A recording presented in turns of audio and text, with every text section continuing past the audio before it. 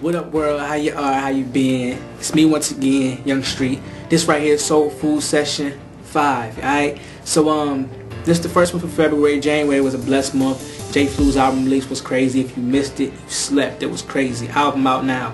But we're gonna start off in John, the 21st chapter, 7th verse. And I'll kind of be going between the 5th verse and the 7th verse, just kind of giving you a little background about what's going on. But to kind of set the story up, there was Simon Peter, Thomas, a few other people, a few of the disciples. They were fishing one night. And that night, they didn't catch anything. I mean, nothing. Nada. Zero. Caught nothing. Alright? And if you ever been fishing before, I know when I was younger, we used to go fishing and I didn't catch anything. Like, I was salty. You know what I mean? I at least wanted to catch a small little bluegill, something. You know what I mean? But they didn't catch anything all night. So next morning, they woke up. They seen a man who was standing on the shore. He was standing a little far off. And they didn't know at the time, but the man was Jesus.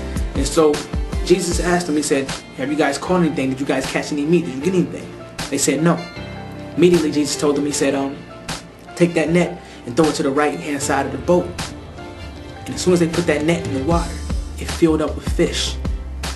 And one thing we gotta understand is it's crazy, but when Jesus gives us a word, when Jesus speaks something, and we respond on it, the circumstances change like that. Word said immediately it happened. Immediately it took place. And when this happened, in the 7th verse, it says that when that net filled up with fish, Peter began to notice, like, yo, that's Jesus.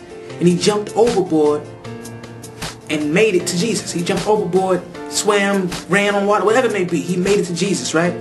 And what's crazy about that, some people are like, oh, that's a nice story, you know what I'm saying? Like, he was happy to see Jesus. But if you look at what Peter had just left, he had been working all night trying to catch fish.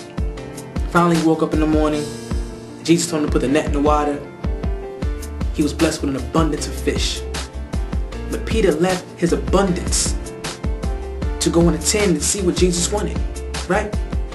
And what I want you to understand is that there are things in your life, there are accomplishments, there are goals that you want to achieve.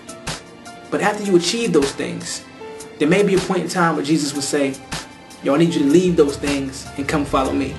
And I thought about that in my own life, you know what I mean? No matter how many albums I sell, no matter how many people I get to work with, no matter how much money I make or how good my company does, none of that, I apologize, none of that means anything if I'm not following what Jesus wants me to do. You see what I'm saying? And you gotta understand that once you leave whatever it is that he wants you to leave, he has the ability to restore that thing 1,000,000-fold. But oftentimes what determines what he'll bless us with, what determines what God will bless us with, are only those things that we are able to give up for him. So you want $1 million? Could you give up $1 million for him? You know what I mean? You want that nice car? Could you give it up for Jesus? See, he only trusts us things that he knows that we'll give up for him. And so with that being said, man, understand this. That your identity is not in your accomplishments, but your identity is in your relationship with Jesus Christ.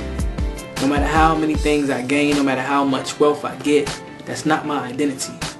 I identify myself by my relationship with Jesus Christ. So the question I ask you today, man, is will you go overboard in your life for Jesus?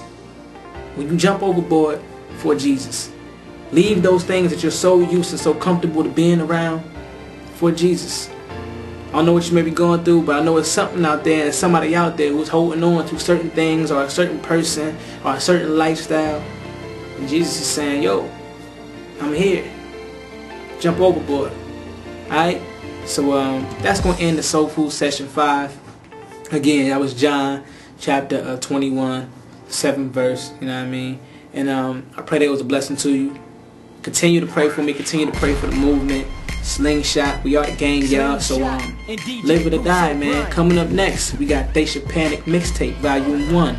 It's an international mixtape featuring Street Pastor and Cambino with DJ Bruce O'Brien from the UK, Netherlands. So it's been a blessing, and they've been playing the music really, really heavy over in the UK. So America, hope you catch up real soon. I'm flying, you know what I mean? I'm out of here. God bless y'all. Street.